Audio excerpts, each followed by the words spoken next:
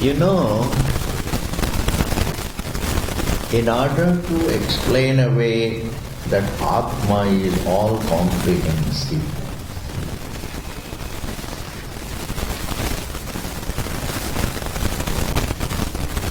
the Shruti slowly trains the students to understand what is comprehensive.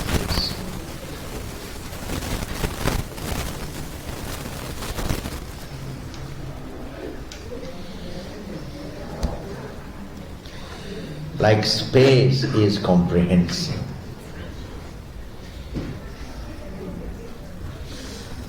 And Mukhya Prana is a consciously comprehensive. Mukhya Prana is a conscious thing. It's not just the air we are talking about. It's the conscious being of breathing. A breathing conscious being. Without that breathing, no eyes can see, no ears can. Therefore, the soul of all the senses, the immediate soul of all the senses is Mukhya Prana, the immediate soul. The final soul of all the senses is Atma, but the immediate soul. So the immediate soul becomes the Drishtantam, the ultimate soul becomes the Dashtantam. Simple. The immediate soul becomes the Drishtanta. And now, this Mukhya Prana is called Angirasa. You know this word Angirasa, concentrate on this word. Anga means a limb. Rasa means essence. Angonka rasa. Sari, Mukhya Prana is the essence of all the senses, is the essence of the mind, is the essence of the hands and feet, because minus Mukhya Prana nothing can function. Therefore Mukhya Prana can be called Angirasaha. Angirasaha means the essence of all life, the essence of all limbs. We have, Angirasa, Rishi. Angirasa Rishi was named Angirasa after Mukhya Prana.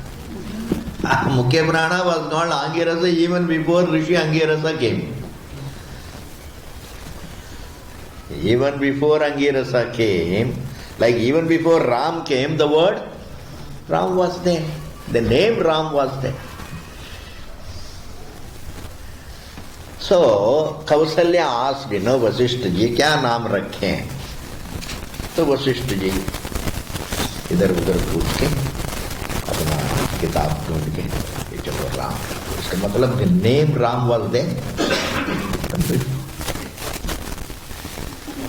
The name, that is the name for the truth ji.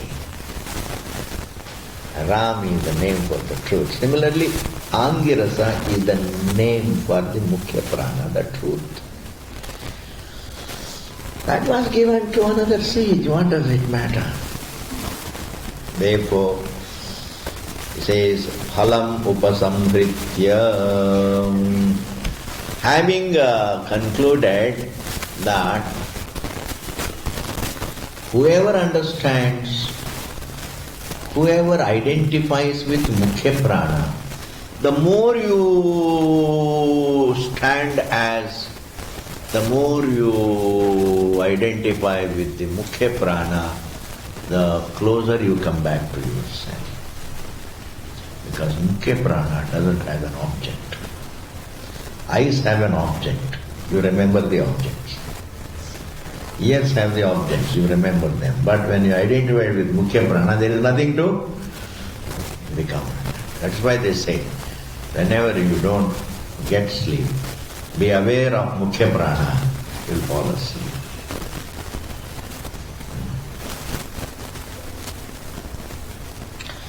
When you are aware of Mukhya Prana, you will fall asleep. Why? Because Mukhya Prana doesn't remind you of. Mukhya Prana doesn't remind you of objects. It doesn't allow you to wander. Eyes can remind you of forms. Forms can remind you of, forms can make you wander. The memory of the forms can make you wander. Sounds can make you wander. In fact, memory of the objects can make you wander. But when you bring your attention to your own breath, it doesn't allow you to wander. Because somehow it's something very beautiful. You have come back as though to you become quiet. You become straight away tranquil when you become aware of your breath. Do you know why pranayama works in this world? Pranayama teachers are doing a roaring. The rest you can fill it up. Roaring. Do you know why? It gives you tranquility. Yeah, it gives you tranquility. When you are aware of breathing in, close your eyes and breathe in and breathe out and breathe in. You become so peaceful. The secret is this. Mukhya prana is closer to you. Mukhya prana is rooted in the truth. It's something. Whenever you are restless, be aware of your breath. You will become restful.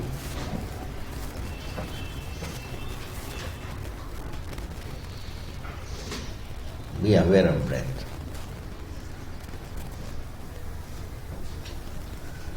Be aware of breath.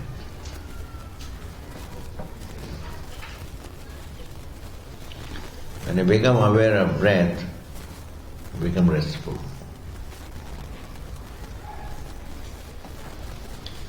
You can never contain restlessness by looking at a candle, concentrating on a candle,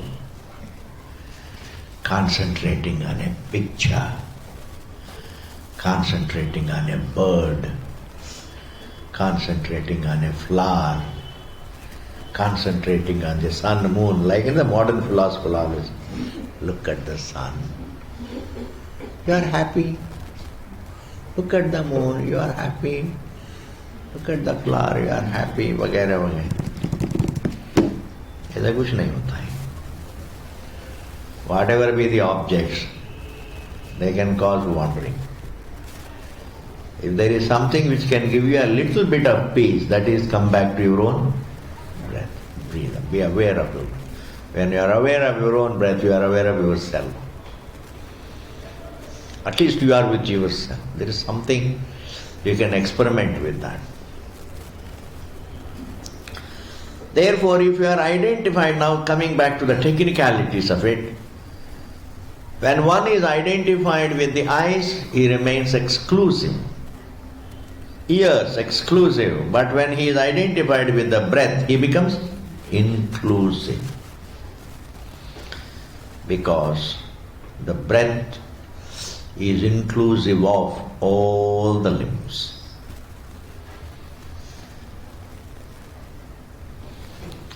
Just explain as a drishtanta.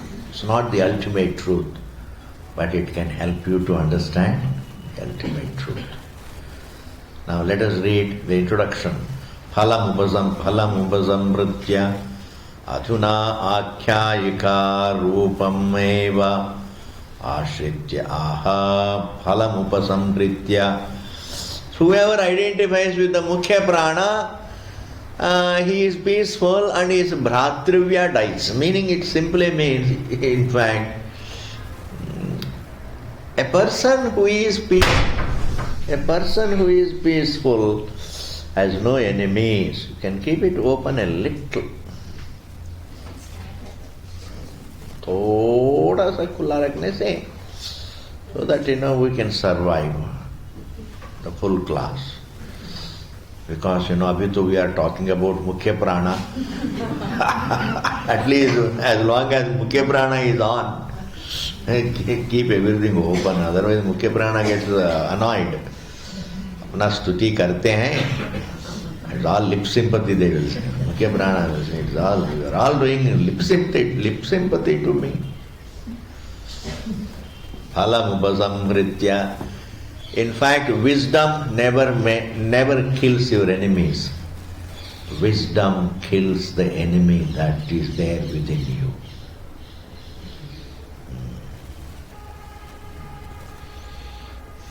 Wisdom kills the enemy within. Even if somebody were to prove, somebody were to say, no, this is what it means here, your brother-in-law dies if you do pranopasana, what is the use of it? Can a scripture talk like such a language? Can a scripture talk such a language? Because scripture, the very definition of Shabda Pramana is, it should tell something that makes everybody happy. Yes. It should teach methods to make yourself happy without making others unhappy. That is the Shabda Pramana. Anadhigata, abadhita, asandhikta pramana, janakam pramana. It is hitakami. It says the truth. It says what is useful for everyone. What is true, it talks. It says satyam, it says hitam, it says priyam.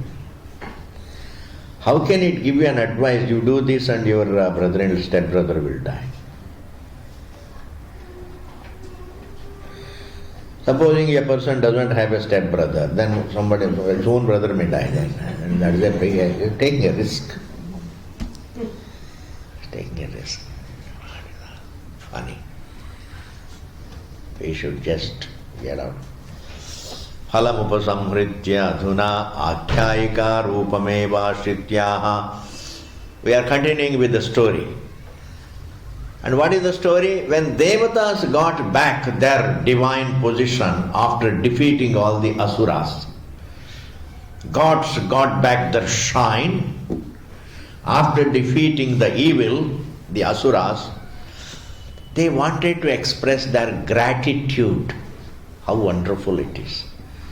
Gods wanted to express their gratitude towards that faculty, towards that detail which really helped them get back their original shine. And that is why they made inquiry. Because what is that faculty? Who is that? Because of whom we have got back our shine. Kasmat jaheto. Because of whom? Vagadin kasmat jaheto vagadin muktva mukhyev pranaha atmatvena ashretavyaha. What is the reason here? Slight different meaning. What is the reason? Kasmat chahetoho. What is the reason?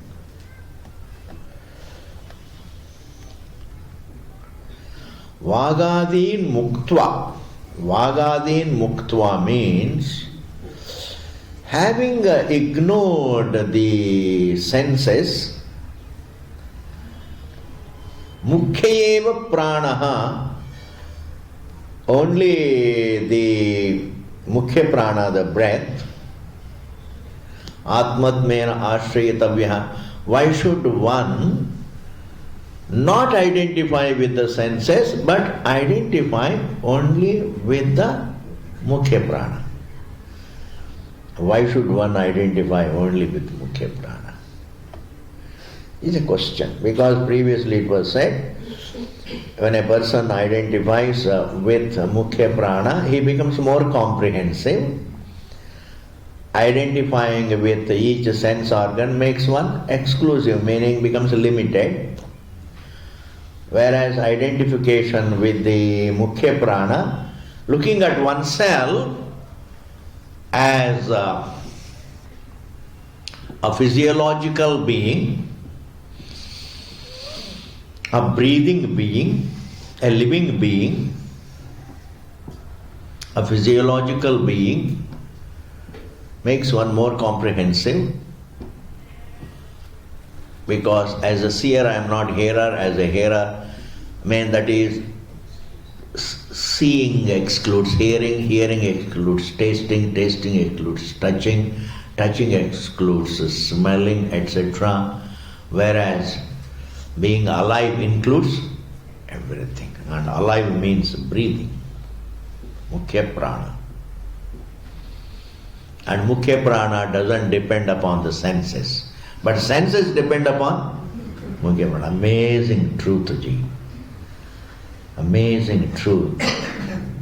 Eyes depend upon breathing, but breathing. A person who doesn't have eyes also can be alive. Life is independent of the senses. Life is independent of the senses, whereas the senses are not dependent of the physiological, the breathing. Why is it so? A question is raised. Why is it so? Iti tad upapatti nirupanaya. In order to prove this point, yasmadayam vagadinam pindadinam cha sadharana atma. Why should one identify oneself? One should look at oneself as comprehensive. Why should one identify with the Mukhya prana, not with the senses? Because it is said, Ayam vagadinam pindadinam cha sadharana atma. Yasmat, because Ayam, this Mukhya prana, vagadinam, for all the faculties like the speech, etc., pindadinam cha. Not only for the faculties, but also the pinda. Pinda means, the body, the entire body. Pinda. This body is called pinda, ji. Yesterday we saw, what is pinda? Clay ball. It's just a clay ball. Means what? It is just a clod of clay. This body is what? A clod of clay. So vulnerable. It can just perish like that. It's a clod of clay.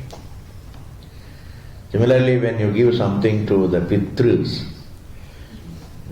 that is called pinda. You do like this, make a morsel of it, it becomes a pinda. It has a certain size. Just fistful. What is this body? A fistful of clay. This body also is a fistful of clay. Verse. And this fistful of clay called the body functions, the senses function because of the physiological identity, because of the Mukhya prana. Therefore, Mukhya prana doesn't exclude anything, it includes it provides energy to all the senses, it provides energy to all the senses, to all the cells, to all the limbs, as the energy provider to all the limbs, to all the cells, to all the senses, to all the faculties. This Mukhya prana is all comprehensive. Clear? That's why it is advised, the scripture advises, identify yourself with the Mukhya prana, meaning don't ignore your breath. You are, as an individual, you are your breath. Be aware of your breathing identity. The more you are aware of your breathing identity, the more you are with yourself.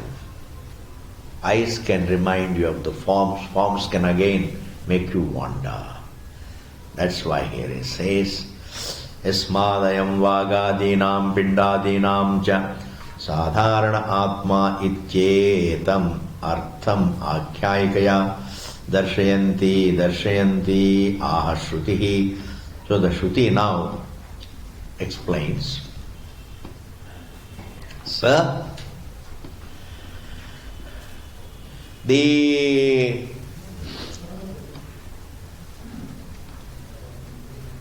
Shruti says, what did gods do after they got back their original shrine? Teha uchuhu. They asked to themselves. They started talking among themselves, gods. Please don't imagine, there are no gods and all. If there are humans, there would be God. Even in England, we have got lords, we have lords. Don't entertain unnecessary disbeliefs. Unnecessary, an unwarranted disbelief is as bad as an unwarranted belief. And you should just dismiss it. If we are there as individuals, in God's creation there could be other individuals. Usme kya hai badi baat? Proving them is not a big achievement. If they are there, it doesn't solve my problem. If they are not there also, it doesn't solve my problem. By proving that whether they are there or not, it doesn't solve my problem. And therefore, why worry about what doesn't solve? If it is there, it is there. If it is not there, it is not there. Leave it. Therefore, don't get upset. Swamiji, I am a very, very rational person. I don't believe in gods, etc. What is there? If you don't believe, then in what way does it help? In what way does it help you? Does your disbelief help you? I say, if we are there as human beings, there could be gods also a little higher, because life is graded. Vedanta says it is graded. There can be higher and higher. On the earth itself, you see, life is graded. There are insects and insects. There are superior individuals, up to human. Human beings seem to be the most superior, because he can control the whole nature. He can control. Like this, if you take into account, you see, if life is graded on the, if the brain is graded on the earth, the brain can be graded in the creation. I mean, there is a logic to say yes to it. There is no logic to say no. You can't disprove it. It's like, if somebody asked me a question, Swamiji, do you believe in a rebirth? I say, if this birth is there, the next birth also could be there. Usme kya believe karna, kya disbelieve karna? Why are you so much interested in rebirth? Try to understand this birth good enough. I say, this birth itself is a rebirth. Because every time it is, you are born. If you can go to sleep once, you can go to sleep again. कितनी बार आप उठते हैं, सो जाते हैं रात को? 10 बजे को सोते हैं, 12 बजे को फिर उठते हैं, फिर 12 बजे को सोते हैं, 1 बजे को उठते हैं, फिर सोते हैं, फिर 4 बजे को उठते हैं, उसके बाद फिर सोते हैं, फिर 6 बजे को उठते हैं. Like this, how many times you get up and how many times you fall asleep. Therefore, it's a very simple logic. If man can sleep once, what can happen once can happen again and again, can solve a lot of your problems in life. You will stop wasting time on things. What can happen again and again. What can happen once can happen again and again. एक थोड़ा खुला रखिए, थोड़ा खुला. नहीं तो we'll all be going to heaven. स्वर्ग यात्रा we are doing. आजकल मुख्य प्राण चल रहा है, और मुख्य प्राण में अगर प्राण ही नहीं तो मुख्य प्राण कहाँ से आएंगे? Therefore, please understand this. Don't what we call, पूरा खोल दीजिए. क्या हो गया? आप रजाई लेके आना. क्या हो गया? रजाई लेके आना. ठीक है जी.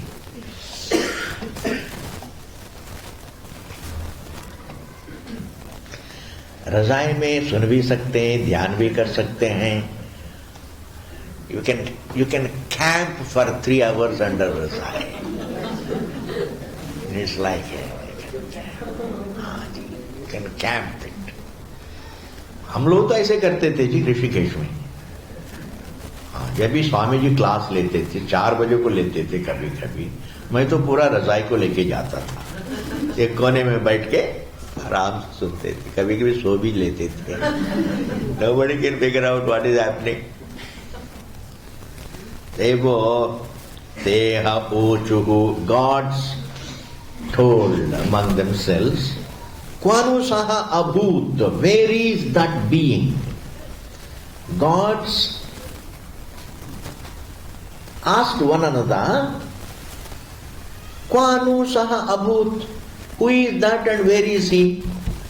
Where is that faculty? Where is that Devata? Because of whom we were able to successfully perform Udgita Yajna, and as a result of that Udgita Yajna, we have got back our shine. We would like to express our gratitude towards that faculty. Yonaha Yittam Asakta. The one in this manner, Asakta here should be meant Sanjitavan, in the sense who has reinstated us. Who is that? Which is that faculty because of whom, because of which we have been reinstated. Iti, then I am asye antariti. Then they searched for the Mukhya Prana. They discovered, oh my God, this Mukhya Prana is right here in the mouth. The eyes, the presiding deities of eyes, ears, etc. All the Devatas discovered, in fact, we are all alive and we have got back our shine only because of this Mukhya Prana, and the Mukhya Prana is right here in the mouth. That is why Sakta iti ayam asye antariti. It is right here in the mouth. Iti. Because it is right here in the mouth, it is called Saha Ayasya. Ayasya. Very beautiful. Ayasya you can underline. Ayasya is almost like saying I am Atma. I am Atma means this self. You know what is directly self-evident can be called this. It is this which is not subject to become that. It is an eternal this. There can't be any distance.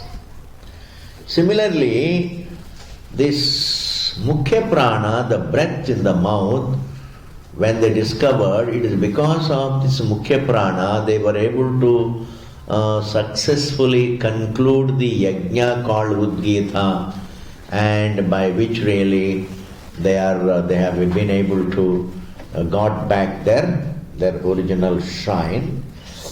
Otherwise they were all harassed by the evil, and because of the successful completion of the yajna, they were able to destroy the evil. Similarly, when the evil goes, you get back your shine.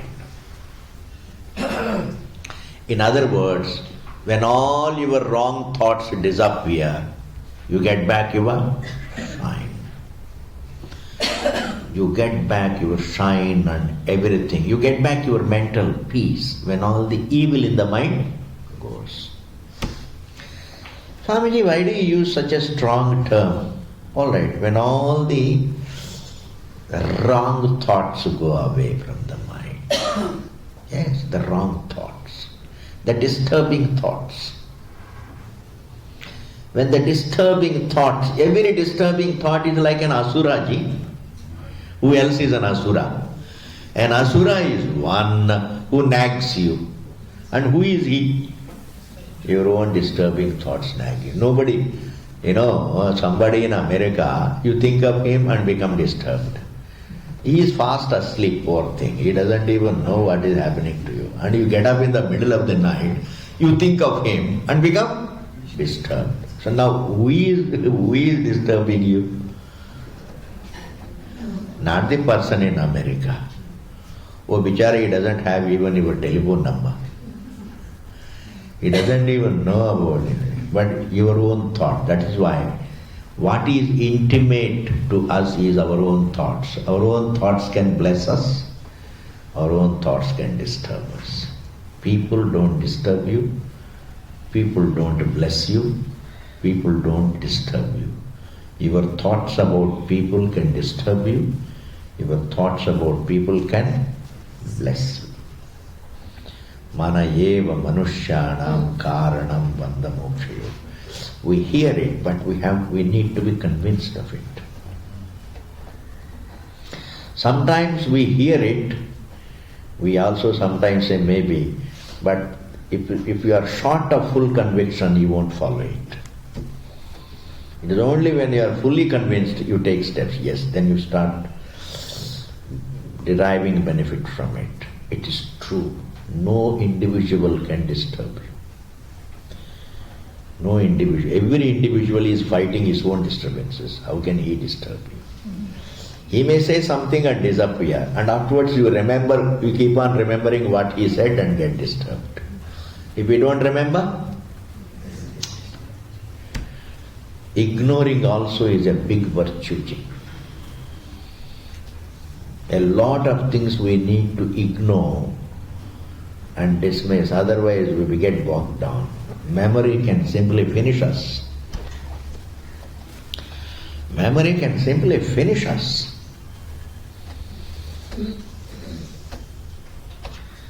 That is why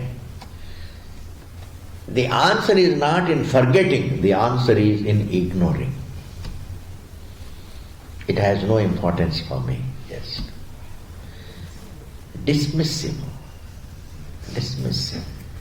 Try to dismiss it.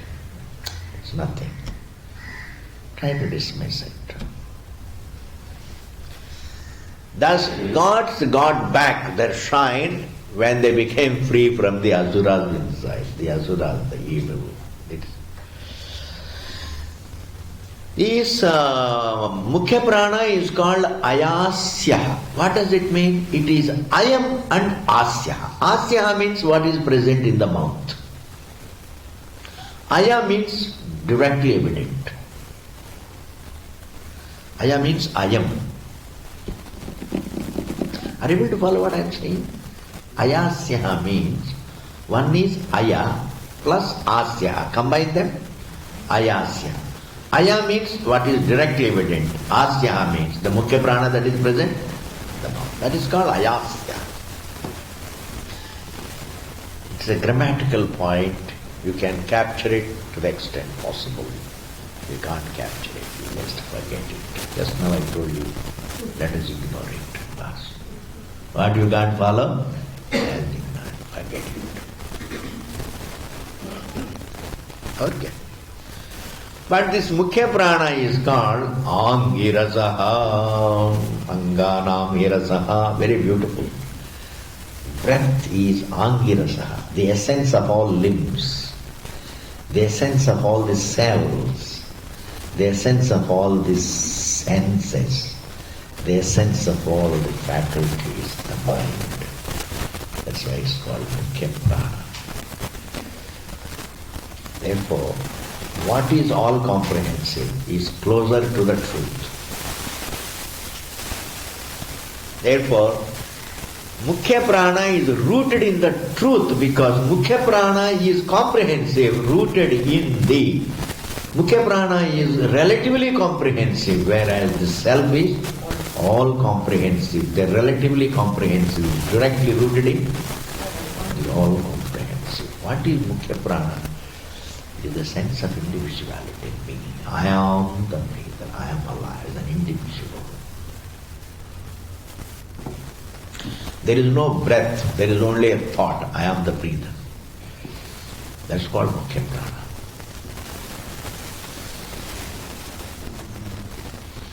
I am the breather, that is the Mukhya Prana. Because you don't experience breath, you only experience yourself as a breather. That is the question. You can never experience breath as breath. You only experience yourself as a breather. If If you can follow this particular sentence, that means you are very bright. You don't ignore it. You don't experience death. You are only experiencing yourself as the breather. Your breather identity is more comprehensive than your seer identity, or hear identity, or taster identity, or toucher identity, or smeller identity. Your breather identity is more comprehensive. Your alive identity is more comprehensive than your seer, hearer, taster, toucher, smeller identity. And your breather identity is more comprehensive than your breather identity is more your alive identity. Your alive identity, your breather identity is more comprehensive than your seer identity, hear identity, taster, toucher, smeller, remember identity. Because all those identities are mutually exclusive, whereas your breather identity is inclusive of all the faculties. And between the Mukhya Prana and the truth, there is no gap. The experience that I am the breather is a notion entertained in the Paramatma. That means between the all-comprehensive conscious being and the thought that I am a breather, between the two there is nothing else. This thought that I am an individual, a breathing individual, the thought that I am a breathing, the experience about oneself as a breathing individual is felt within the all-comprehensive truth. That is why in Chandogya Shuddhi song, that Mukhya Prana is a Pratinidhi. Pratinidhi means personal secretary of the truth. Papa. See, that means even Bhagavan has personal secretary. Even Bhagavan has personal secretary, Pratinidhi. Paramatma has. Therefore, that is why whenever Paramatma wants to take the body, first Mukhya Prana, he is the forerunner. Mukhya Prana. Mukhya Prana enters the body, then Paramatma enters. Whenever he wants to leave the body, he first sends his personal secretary, आप जाओ कॉलें, दूसरा शरीर में जाओ, मैं आता हूँ.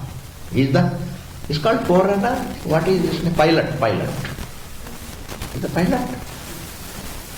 Pilot faculty. The pilot faculty. What is the full phrase for it? Pilot. Pilot office. पता नहीं. Pilot car. Mukhya Prana is the personal secretary. When Mukhya Prana is there, life is there. You are alive. Mukhya Prana is gone. Is gone. When the Mukhya Prana goes, immediately is carried. Supposing he loses his eyes, he is not carried.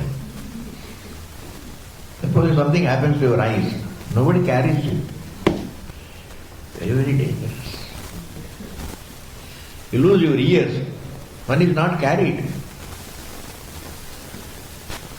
You lose a hand, nobody carries. Nobody will carry it for the cremation. Gee, Mukhya Prana comes to an end. Therefore, who is more comprehensive? Mukhya Prana. That is why he is called, Mukhya Prana is called Angirasaha. Angirasaha means the essence of all the limbs and the cells and the senses and the mind, the personal secretary of the truth. Between Mukhya Prana is not a breath. Mukhya Prana is experiencing one's identity as the breather. That is where we miss out. Eyes are never experienced. One only experiences oneself as the seer. There is no eyes. One experiences oneself as hearer. nature, smell, nothing else. I'm all the time experiencing myself. Even when we are experiencing the universe, we are not experiencing the universe, we are experiencing ourselves as the seer of the universe. That can clinch the issue. You don't experience anything other than your own being. It's not possible because there is nothing else to experience. You cannot experience anything other than yourself because there is nothing else. Even when you say, I am experiencing Swamiji the universe, you are not actually experiencing the universe. You are experiencing your existence as the seer of the universe. You are not experiencing the dream. You are experiencing yourself, your own existence as the seer of the dream. In every pleasure, you don't experience pleasure, even though we think we are experiencing pleasure. But on analysis, the truth is, we don't experience pleasure. We are only experiencing our own being as the feeler of a pleasure and pain. You see, as a layman we think, I am experiencing the forms and sounds and tastes and touches and smells and pleasures and pains. Okay? Vedanta comes and says, none of them you experience. You are experiencing all the time yourself, the being. What about others? These things, appearances, they are not experienced. You are experiencing yourself. Because experience cannot be replaced.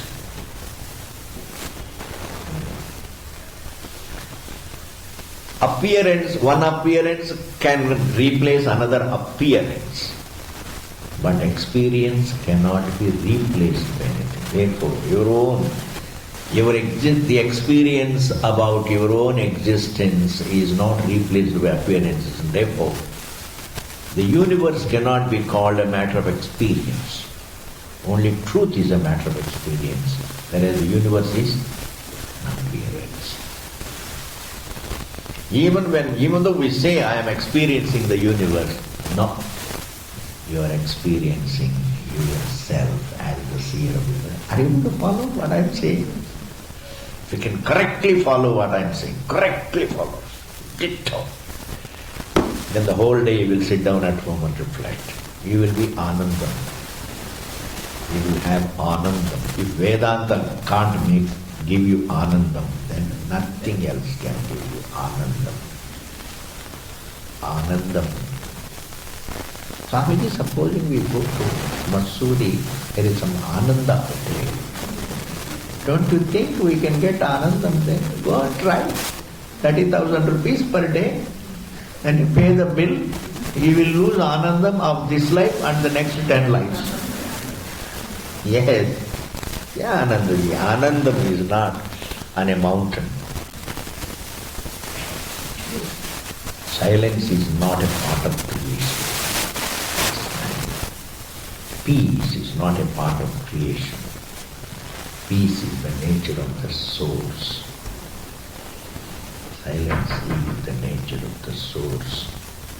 There was no use of dreaming happiness outside.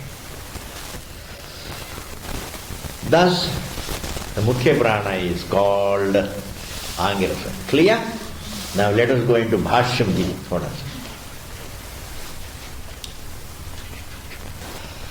Te Prajapati Pranaha Mukhyena Pranena Pare Prapita Deva Swarupaha Ujuhu Uktavantaha Phalavasthaha.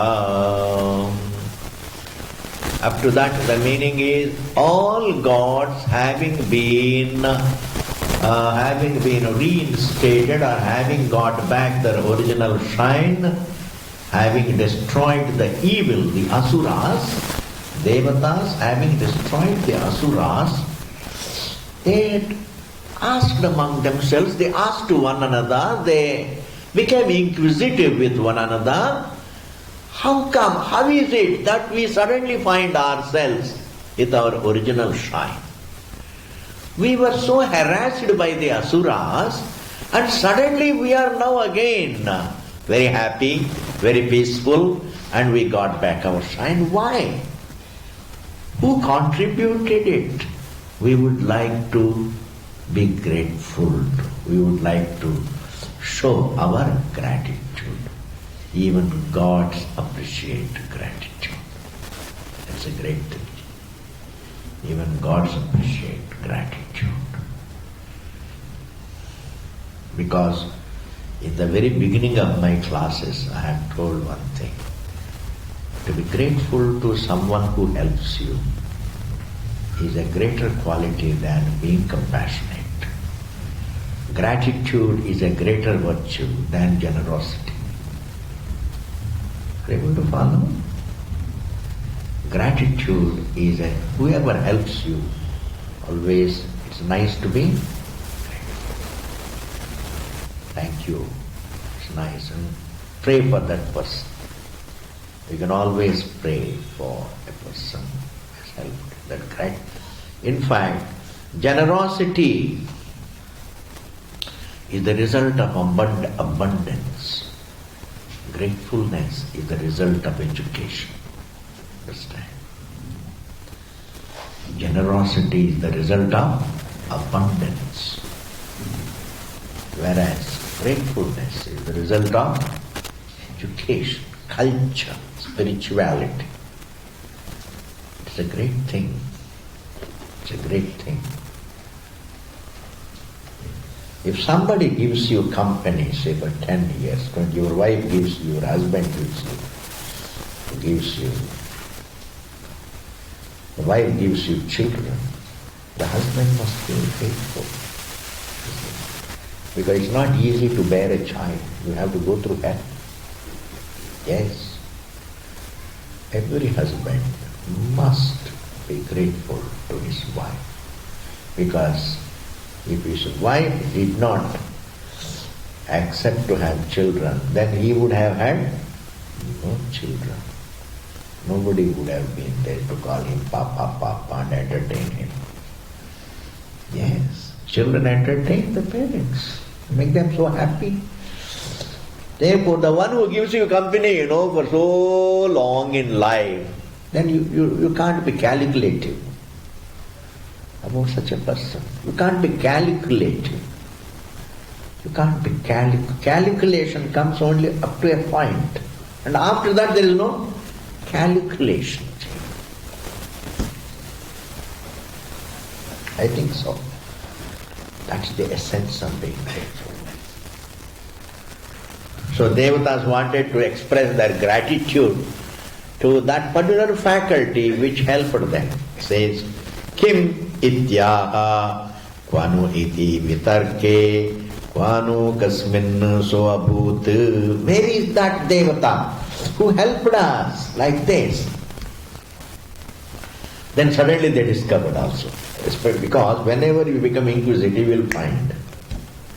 They searched for the faculty which helped them. And that faculty, is it too far away? Is Mukhya Prana too far away from the senses? No. Because the very source of the faculties, the immediate life of the faculties is Mukhya Prana. The wave, doesn't have to seek far for water. It doesn't have to search for water. It's right there. Because it's source. Yo nahasman itham evam asakta sanjitavan sanjitavan deva bhavam atmatvena upagamitavan. Up to that. Who is that person? Who is that faculty which has made us again what we were before? Smaranti hi loke kenachit upakritaha upakarinam. How beautiful. This is Shankaracharya. This is Bhashyakara. A lot of things he just cuts across and gives you the common sense thought. a lot of illustration he skips and gives you a thought, a very beautiful thought. And that thought is this. Smarantihi loke, indeed people remember in this world. Kenachid upakritaha, being helped by somebody. Upakaranam, you always remember someone who helped you. You always remember someone who helped you. Similarly, gods also remember the one who helped them. And they wanted to say thank you. They wanted to express their gratitude. Are you able to follow? Then he says, now see, this is all story, but ultimately the Tatparya is highly useful for you. The Tatparya means that Mukhya Prana is a more pervasive identity. I am a breather is a more pervasive identity than I am a seer, hearer, taster. That's why when you are aware of breath, you are more peaceful, I'm telling you. Because when you are aware of the form, you register your being status less. Whereas when you are aware of your Mukhya Prana, when you stand the breather, just breather, silent breather, you register your being status better. Did you follow what I said? You register your silent nature better when you dwell on your Mukhya Prana. When you dwell on your eyes and ears, you register your silent nature less. Because the senses by nature distract you. You think of eyes, you think of the forms. You think of the ears, you think of the sounds. कुछ होता है, senses में कुछ है, senses में कुछ है जी, समझ गया ना? Therefore, I wanted to be grateful. It is that Tatparyam that is highly useful for you. That is why for a Vedanti it is more useful to practice prana. Pranayama is more useful to understand the truth than to maintain your health. Maintaining health is wonderful, that is there. Pranayama gives you health, but pranayama also can give you an insight into your being if you do it well. It is not just pranayama, it is being aware of yourself as a silent breather. A tranquil breather. It is not that really being aware of the ingoing breath and outgoing breath. Aisa nahi. It is being aware of yourself as a breather. Being aware of prana means being aware of yourself as a breather. And as a breather, you register your serenity much more.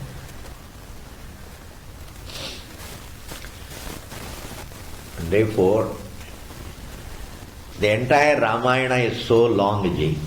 What do you get out of it? Is the anecdote that is useful or the message? The message is great, Ji, if you are convinced of it. The message is that the good guarantees happiness. The goodness guarantees happiness. It may bring a discomfort, but definitely makes you peaceful. It is only when you understand you have every comfort but no mental peace. Suddenly you discover, my God, mental peace is more important than all these comforts. I am telling you. Did you hear that? You did hear that? Comfortably heard or uncomfortably heard? Comfortably heard, you see that?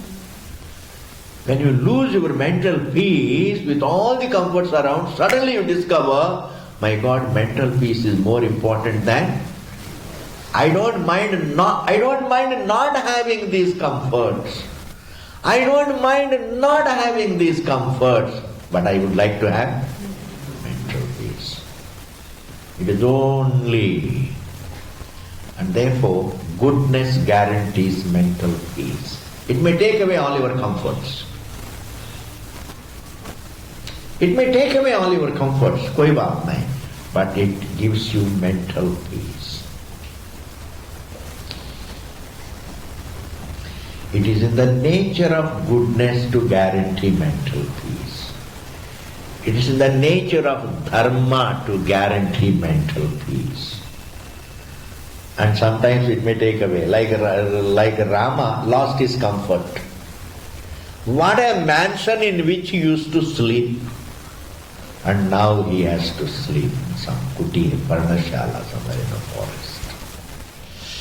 Look at Sita. Supposing Sita has said, Dasharatha wanted, Kaikeyi wanted you to go to Aranyam, not me. If Sita had said, तो आपका headache है, हमारा थोड़ी है. Did Dasharatha say? Did Kaikeyi said Rama and Sita have to go, or only Rama has to go? So Rama, you go. I will go to my mother's place, and when you come back, you call me. You give me a ring, I will come back. Why should I go with you? Supposing she had said, she would have got back all the comforts, but definitely would have lost her mental peace. Yes. Is it not? Therefore, one doesn't have to skip a value for a little comfort. For a little comfort. And therefore, even though Ramayana is long, the message, it is not the story that matters, it is the message that blesses. The story is long, but the message is what blesses. What is the message? When you are comprehensive, you are peaceful. When you are exclusive, you are unhappy. Yes. Okay ji, lokavadeva smarantaha vicharayamanaha karyakarana sanghate atmanyeva upalabdhavantaha. Up to that you can put a mark there. They said, they searched for someone who helped them, and they found right there. The senses, the devatas found the mukhya prana right there. Lokavadeva smarantaha. Remembering the benefactor, remembering the benefactor. Rama, Rama, Rama, Rama. Hey Rama, to band kijiye. Then some people may not know how to really press it off. They don't know, Ji. They don't know how to put it off, So somebody else has to help. Lokavadeva smarantaha vicharayamanaha, thinking like this, karyakarana sanghate, right in the body. Atmanyeva, just behind them. Upalabdhavantaha, they discovered. The devatas discovered their benefactor. The devatas discovered their benefactor right there. That you will later see. Think of this. The story is not important. The Tatparyam is important. Tatparyam liberates you. Story entertains you. Both ways you are benefited, Ji. Ramayana entertains you. The message liberates you. Puranas entertain you. The message liberates you. Both are useful. Om Purnamadaha Purnamidam Purnat Purnamudachyate Purnasya Purnamadaya Purnameva Vasishyate. Om Shanti Shanti Shanti. Thank you, thank you, thank you.